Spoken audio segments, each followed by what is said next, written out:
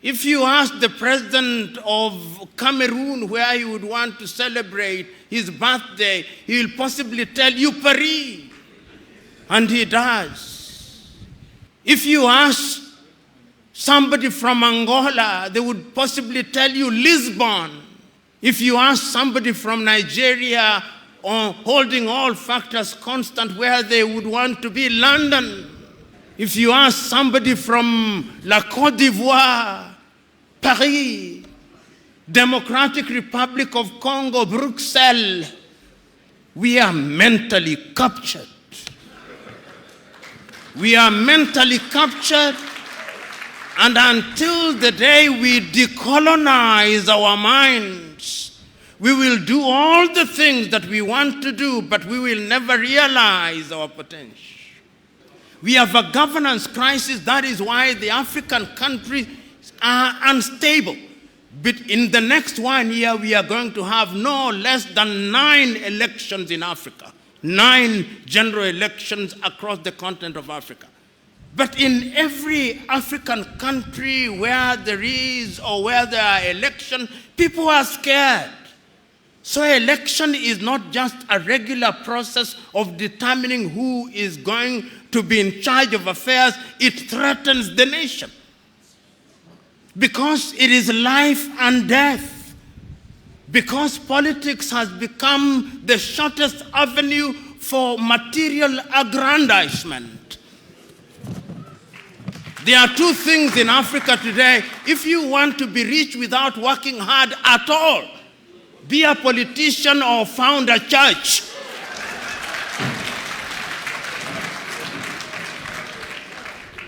That is, in all African countries, that is what I see.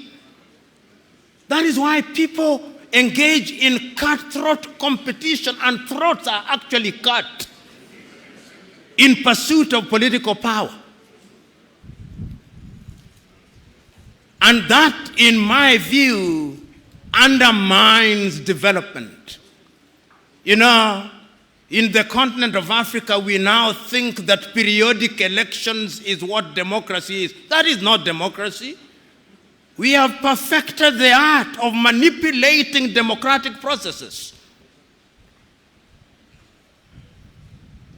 Those who win the elections are not necessarily the ones who win the election, the ones who are announced to have won the elections in many African countries.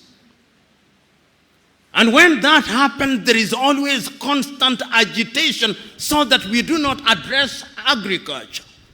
We do not address health. We do not address education. The net effect is that development is undermined. Today, we are in a crisis. And I'm suggesting that part of our crisis is not only the colonial, but the post-colonial. And as I speak now, what is undermining our development is that there is a new scramble for Africa. The new scramble for Africa is a little bit more different. It is not, they will allow us to have our leaders. We'll elect our presidents. We'll elect our governors. We'll have our ministers. That will happen, but they are not bothered. After we have elected them, you'll then see them sending their arrows ahead. You'll see Bill Gates come and meet your president. You'll see Tony Blair come and meet your president. You'll see Macron come and meet your president. You'll see all of them. And then they will never admit, but they'll be told, if you want money in agriculture, behave this way. If you want money in this area, behave this way.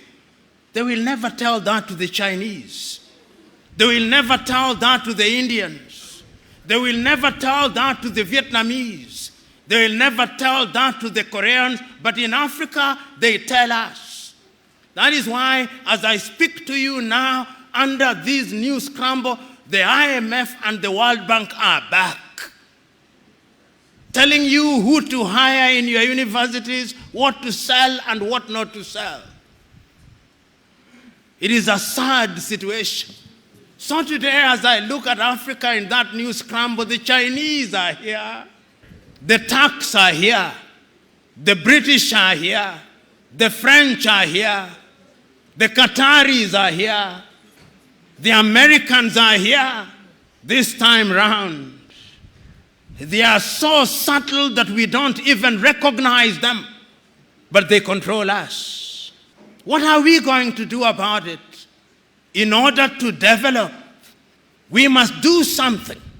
You know, when I see young men across the conference and across the continent of Africa saluting the extraordinary political change, you can see I was not using the word coup d'etat. The extraordinary political change in Burkina Faso, the extraordinary political change in Niger, the extraordinary political change in Mali, in Gabon, and the Malabo Protocol says that unconstitutional changes of government are not desirable. Whose constitution? Made under what tradition? People are tired. They are tired because we know that the ballot does not deliver. The ballot does not create democracy. It creates kakistocracies.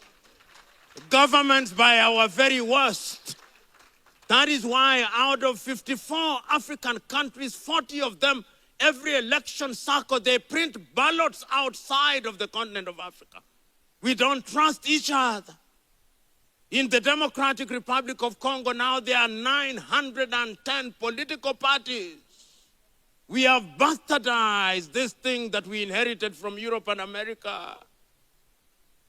We must rethink.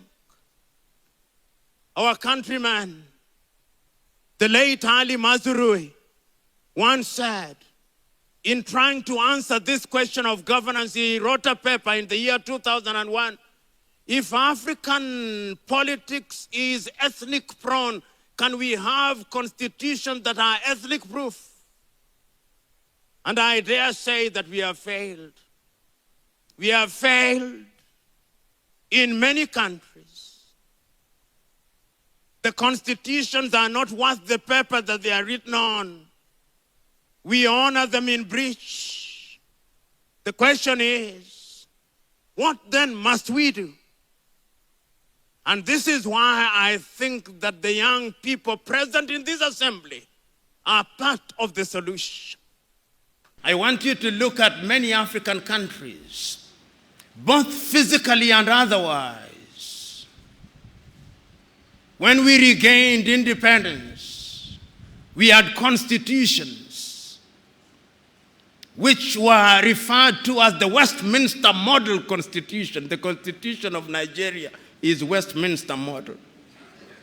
Until, of course, you wrote your own constitution in the 1907. Kenya, Westminster Model. Zambia, Westminster Model.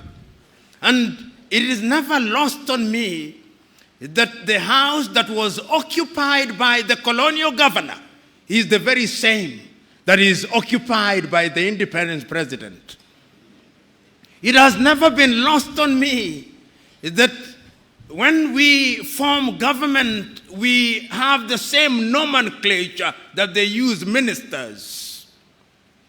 When you go to our parliament, the white wigs that they use is what our speakers still use. If you look at the way we make decisions, we still have the mace. The way they address their judges, my lord, and I'm a lawyer and we do that. And we think it's such a great thing when we say, my lord. The same thing.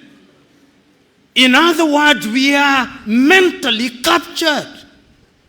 Particularly those of us who have had the advantage of formal European education, they don't worry about us. They can predict how we are going to behave. First of all, we are going to speak in English as we are speaking, not in Yoruba, or in Fulani, or Fulfude, or Gibo. They can think that we are going to speak in French, and we even sometimes measure intelligence on one's ability to speak a foreign language. He is very intelligent. He speaks good French. As if you cannot be intelligent when you speak Igbo or Fulani or Fulfude. I'm very happy that the federal government has now said that they are going to teach some of these languages in lower classes.